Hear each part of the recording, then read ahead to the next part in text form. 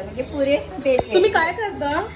मी तळलेल्या मिरच्या करते. ओके. उद्या गजानन महाराजचा प्रगट दिन आहे आणि त्यांना मिरची खूप आवडायची, तळलेली मिरची. त्यांच्या नैवेद्यामध्ये कायम ती मिरची असायची.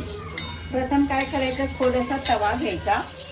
थोडस तवा म्हणजे तवा घेतलेला आहे. तवा घेतलेला आहे, त्यामध्ये पुरेसं असं तेल टाकलेलं आहे. त्याच्यानंतर त्या तेलामध्ये दोन छोटे छोटे चमचे असे 3-1 चमचे हिंग टाकलेला आहे. तो हिंग चांगला असा लाल झाला, त्याच्यामध्येच आपण मग काय टाकले, हळद टाकली, नंतर मीठ टाकलं.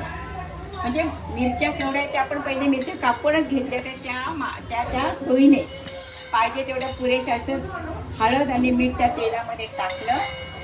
तेल गरम झालेलंच आहे आणि त्याच्यामध्ये आपण त्या मिरच्या टाकायला सुरुवात केली आणि अशा पद्धतीने आपण त्याला सारखं कालछणे हलवतो आहे. खाली गॅस पेटलेला आहे, पण आपण हे सगळं मंद अशा गॅसवर करत आहोत.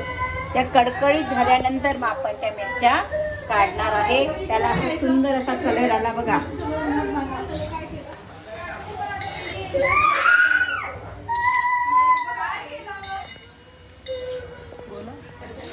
त्याला सुंदर असा कलर आलेला आहे, तांबूस असा कलर.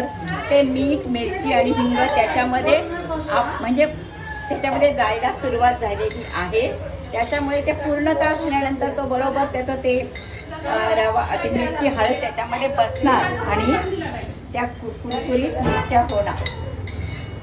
त्या चवेला अतिशय स्वादिष्ट लागतात आणि गजानन महाराजांना त्या मिरच्या तळलेल्या मिरच्या खूप आवडतात. म्हणून आपण आता उद्या प्रगट दिन आहे आणि आपण त्याच करत आहोत.